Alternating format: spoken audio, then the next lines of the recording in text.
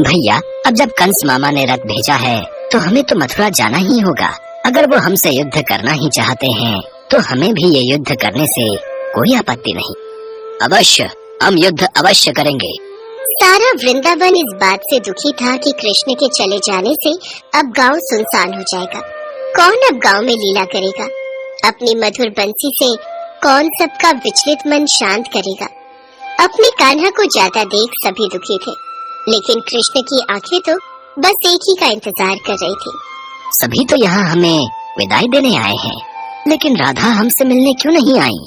क्या उन्हें ज्ञात नहीं कि हम यहाँ से जा रहे हैं? क्या जाने से पहले उन्होंने हमसे मिलना जरूरी नहीं समझा? हम स्वयं ही उनके पास जाएंगे। सबकी नजरों से बचते हुए कृष्ण राधा से मिलने गए। राधे, सभी हमें विदाई देने आए हैं, लेकिन तुम नहीं आई। क्या इसकी वजह जान सकता हूँ मैं? मेरा हृदय उन सब की तरह इतना मजबूत नहीं जो अपने कान्हा को जाते हुए देख पाऊं। भले ही आप हमसे दूर जा रहे हैं, लेकिन मन से आप हमेशा मेरे साथ ही रहेंगे। मैं तो हमेशा ही तुम्हारे साथ हूँ राधे। जाने से पहले मैं आपसे कुछ मांगना चाहती हूँ। क्या आप मेरी इच्छा पूरी करेंगे? मांगो राधे, क्या मांगना चाहती हो? हमें वचन दीजिए कि हमारे हृदय में हमेशा केवल आपका ही वास रहेगा और हमारी मृत्यु से पूर्व हमें आपके दर्शन अवश्य होंगे। हम वचन देते हैं, लेकिन हम भी आपसे एक वचन चाहते हैं। कैसा वचन? हमारे जाने के पश्चात आप हमारे विलाप में एक भी आंसू नहीं बहाएंगी। हम पूरी कोशिश करेंगे। इसके बाद कृष्ण मथुरा नगरी चले गए, जहाँ पहुंचकर उन्होंने कंस के साथ साथ सभी राक्षसों का भी वध किया और साथ ही अपने माता पिता वासुदेव और देवकी को भी मुक्त करवाया। इसके बाद श्री कृष्ण ने द्वारका की ओर प्रस्थान किया, जिस कारणवश उनका नाम द्वारकाधीश भी पड़ा। कुछ साल बाद उनका विवाह रुक्मणी से और सत्यभामा से हो गया। इसके साथ ही श्री कृष्ण की 16,108 रानियां थी, लेकिन उन सब में से रुक्मणी उनकी सबसे प्रिय पत्नी थी। श्री कृष्ण से विवाह हेतु रुक्मणी अपने भाई रुक्मी के विरुद्ध चली गई थी और कृष्ण जी से भागकर शादी कर ली थी और सुखपूर्वक अपनी जिंदगी कृष्ण के साथ बिताने लगी। उधर वृंदावन में राधा का विवाह भी जातक से हो गया। अपना पत्नी धर्म निभाते हुए राधा ने अपने सभी कर्तव्य पूरे किए, लेकिन प्रेम तो वो अभी भी कृष्ण से ही किया करती थी। देखते ही देखते कई साल बीत गए। एक दिन राधा सोचती है, मैंने अपने सभी कर्तव्य पूरे किए, अब मैं अपने सभी कर्तव्यों से मुक्त हूँ, इसलिए अब मैं अपने कान्हा के पास द्वारका चली जाऊंगी। सारे कर्तव्य भली भांति पूरा करने के पश्चात राधा अपने प्रियतम की नगरी द्वारका पहुँच गई। जब कृष्ण ने राधा को देखा तो वो बहुत प्रसन्न हुए। द्वारका में राधा को कोई नहीं पहचानता था, जिस वजह से राधा ने कृष्ण से अनुरोध करके उनको अपने महल में सेविका का कार्यभार देने के लिए कहा। प्रभु, मुझे अपने महल में सेविका का कार्यभार सौंप दीजिए। मैं इस महल में रहकर भली भांति यह कार्य कर लूंगी। जैसी आपकी इच्छा। राधा महल में रहकर ही अपना कार्य सही तरीके से करने लगी और मौका मिलते ही कृष्ण को चुपके से देख लिया करती थी। एक दिन अपने महल में सो रहे कृष्ण रात को नींद में कहते हैं, राधे राधे श्री कृष्ण राधे, राधे राधे श्री कृष्ण राधे। उनके मुख से राधा का नाम सुनकर रुक्मणी को बहुत बुरा लगता है। अगले दिन वो कृष्ण से पूछती है, स्वामी, आप कल सारी रात स्वप्न में राधा का ही नाम ले रहे थे, आखिर ऐसी क्या खास बात है उस राधा में? रुक्मणी, तुम एक बार राधा से मिलकर आओ, उनकी खासियत तुम्हें अपने आप पता चल जाएगी। ठीक है, फिर तो हम अभी उनसे मिलकर आते हैं। किंतु वहाँ जाने से पहले उनके लिए कुछ लेती हुई जाना। अवश्य। इसके पश्चात रुक्मणी राधा के लिए गर्म दूध का एक गिलास लेकर जाती है। राधा के महल में पहुँचने पर द्वार पर तेज प्रकाश चेहरे के साथ एक महिला खड़ी होती है। क्या तुम ही राधा हो? नहीं, मैं तो उनकी दासी हूँ। राधा तो 7 द्वार पार अपने कक्ष में आराम फरमा रही होगी। इसके बाद रुक्मणी वो 7 द्वार पार कर राधा के कक्ष में पहुँच जाती है। अभी इन्हें सोने दीजिए महारानी। राधा कई रातों से श्री कृष्ण के नाम का जप कर रही है और इन्हें बड़ी मुश्किल से अब नींद आई है। श्री कृष्ण ने मुझे राधा से मिलने के लिए भेजा है। इतने में राधा उठकर बैठ जाती है और कहती है, कृष्ण ने मुझसे मिलने के लिए किसी को भेजा है? ये देख रुक्मणी हैरान रह जाती है।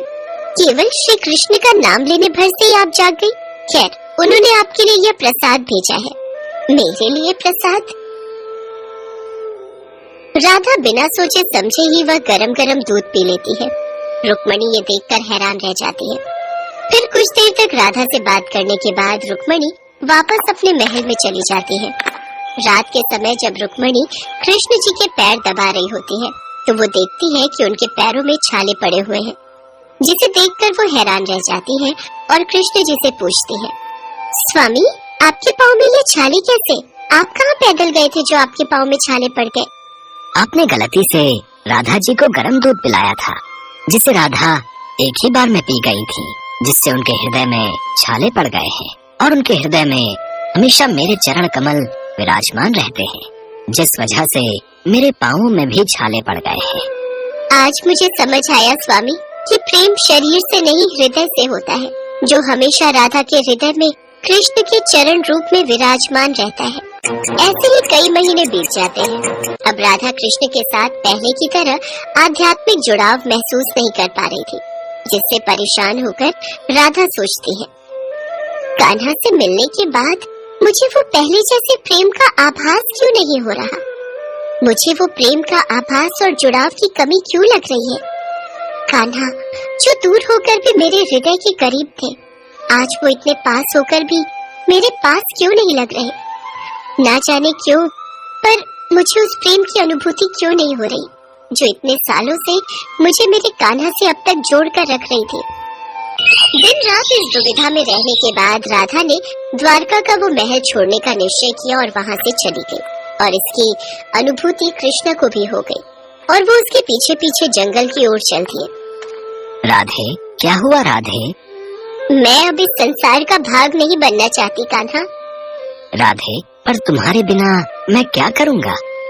अब मैं आपके भीतर विलीन होना चाहती हूँ। मैं तुम्हारी भावनाओं की कदर करता हूँ। बोलो, क्या इच्छा है तुम्हारी? कान्हा, मैं अपने आखिरी पलों में बांसुरी की वही धुन सुनना चाहती हूँ जो तुम सिर्फ मेरे लिए बजाया करते थे।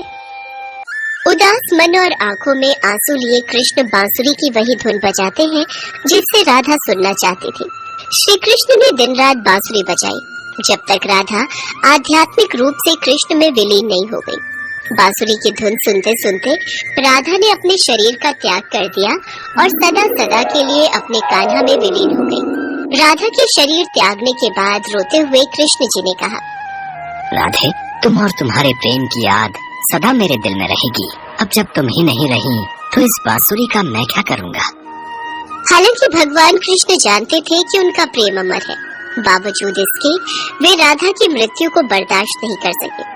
कृष्ण ने प्रेम के प्रतीकात्मक अंत के रूप में आंखों में आंसू और दिल में उदासी के साथ वो बांसुरी तोड़कर फेंक दी और आंखें बंद करके राधा की याद में खो गए। इसके बाद ताउम्र कभी उन्होंने बांसुरी नहीं बजाई।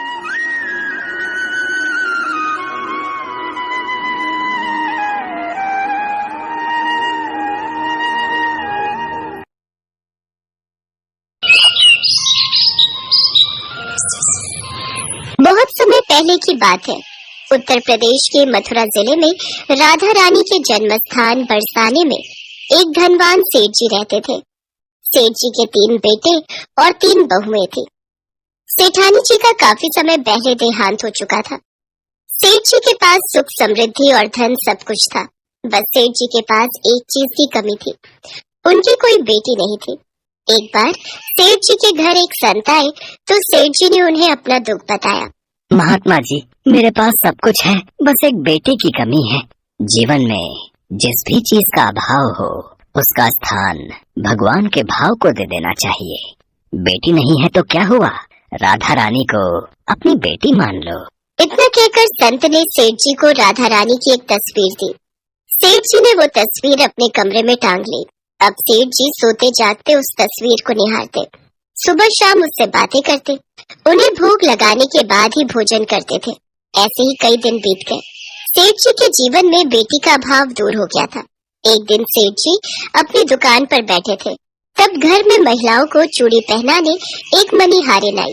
सेठ जी की तीनों बहुओं ने चूड़ी पहन ली और घर के भीतर चली गई। तभी मनिहारिन जैसे ही जाने लगी, एक छोटी सी बच्ची ने उसका हाथ पकड़ लिया। ओ मैया, लाओ मुझे भी चूड़ी पहनाओ, मैं तो रही गई। कितनी सुंदर और कितनी प्यारी बच्ची है। क्या नाम है तुम्हारा? मेरा नाम राधा है। लगता है सेठ जी के घर कोई मेहमान आए हैं, उन्हीं की बेटी है। इसे भी चूड़ी पहना देती हूँ। हाँ हाँ रुको बेटी, मैं तुम्हें रंग बिरंगी चूड़ियाँ पहना देती हूँ। उस लड़की को चूड़ी पहनाने के बाद मनिहारिन सेठ जी के पास चूड़ियों के दाम लेने पहुँची। सेठ जी, लाओ चूड़ियों के पैसे दो। अच्छा, पहना आई चूड़ियाँ, अभी देता हूँ। सेठ जी पैसे गिनकर मनिहारिन को देने लगे। सेठ जी, मुझे ज्यादा पैसे चाहिए, ये तो कम है। क्यों, चूड़ियों के दाम बढ़ा दिए हैं क्या? नहीं नहीं सेठ जी, दाम नहीं बढ़ाए हैं। हमेशा 3 को चूड़ी पहनाती हूँ, आज 4 को चूड़ी पहनाई है। मेरे घर में तो सिर्फ 3 बहुएं हैं, चौथा कौन आ गया? ये ले पकड़, जब घर में चूड़ी पहनने वाले 3 लोग हैं तो 3 के ही पैसे दूंगा। उसके बाद सेठ जी ने मनिहारिन को 3 बहुओं की चूड़ियों के पैसे देकर मनिहारिन को भेज दिया और घर आकर अपनी बहुओं से पूछा, बड़ी बहू, क्या तुम तीनों के अलावा किसी और ने भी चूड़ियाँ पहनी थी? नहीं तो पिताजी, हम तीनों ने ही पहनी थी। क्यों, क्या हुआ? इसका मतलब मनिहारिन मेरे से झूठ बोलकर ज्यादा पैसे ले जा रही थी। अच्छा हुआ मैंने उसे पैसे नहीं दिए। लाओ लाओ बहू, भोजन ले आओ। राधा रानी को भोग लगाकर मैं भोजन कर लेता हूँ। सेठ जी ने राधा रानी को भोजन का भोग लगाया और स्वयं भी भोजन खाकर राधा रानी का नाम जपते हुए सो गए। उस रात सेठ जी के सपने में राधा रानी आई। वे बहुत उदास थी, उनकी आंखें नम थी। बेटी, क्या हुआ, तुम क्यों उदास हो?